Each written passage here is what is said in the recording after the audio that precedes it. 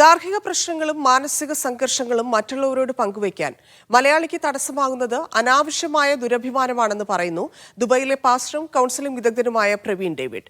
മറ്റ് സമൂഹങ്ങൾക്കിടയിൽ കാണാത്ത വിധം അപകടകരമായ ആത്മഹത്യാ പ്രവണത മലയാളികൾക്കുണ്ട്. ഇതിന്റെ കാരണവും ദുരഭിമാനമാണ്. പ്രവാസ ലോകത്തെ ഗാർഹിക പീഡനങ്ങൾക്കെതിരെ മീഡിയ വൺഡേ ക്യാമ്പയിൻ തുടരുന്നു.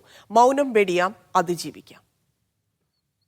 ഞാൻ മറ്റൊരാളോട് ഷെയർ ചെയ്താൽ അവർ എന്ത് വിചാരിക്കും? എൻ്റെ അപ്പനും അമ്മയും എൻ്റെ ഫാമിലി ബാക്ക്ഗ്രൗണ്ട്, എൻ്റെ കുഞ്ഞുങ്ങളുടെ കാര്യം എന്താകും എന്നുള്ള ചിന്തയിലോട്ടാണ് ഇവർ പോകുന്നത്. ഇത് കൂടുതലും ബാധിച്ചിരിക്കുന്നത് മലയാളികളെയാണ്. കാരണം ഇങ്ങനെ ഇന്ന് ജീവൻ ഒടുക്കിക്കളയുക എന്ന് ചിന്തിക്കുന്നത് കൂടുതലും മലയാളികളാണ്. അപ്പോൾ ഇതുവരയ്ക്കും മറ്റുള്ള രാജ്യത്തിൽ ആൾക്കാരിൽ നിന്ന് ഈ ഒരു പ്രശ്നം ഞാൻ കേട്ടിട്ടില്ല.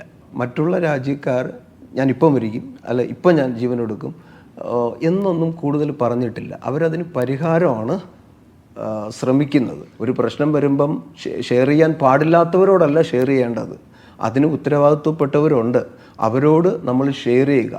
ഇപ്പം ഒരു കുടുംബ പ്രശ്നമാണോ അത് ഫാമിലിയായിട്ടിരുന്ന് പരിഹരിക്കാൻ ശ്രമിക്കുക രണ്ടുപേരും. പിന്നെ ഭർത്താക്കന്മാരോടായാലും ഭാര്യമാരോടായാലും പറയേണ്ടത് ആരും ആർക്കും അടിമയല്ല. ഒരു പ്രശ്നം വരുമ്പോൾ നമ്മൾ ചെയ്യേണ്ട ഒരു കാര്യം സ്വയം പരിഹരിക്കാൻ ശ്രമിക്കുക, 2 അതിന് ഉത്തരവാദിത്വപ്പെട്ടവരെ ശ്രമിക്കുക, 3 ലീഗൽ പ്രോസസ്സിലോട്ട് പോകുക.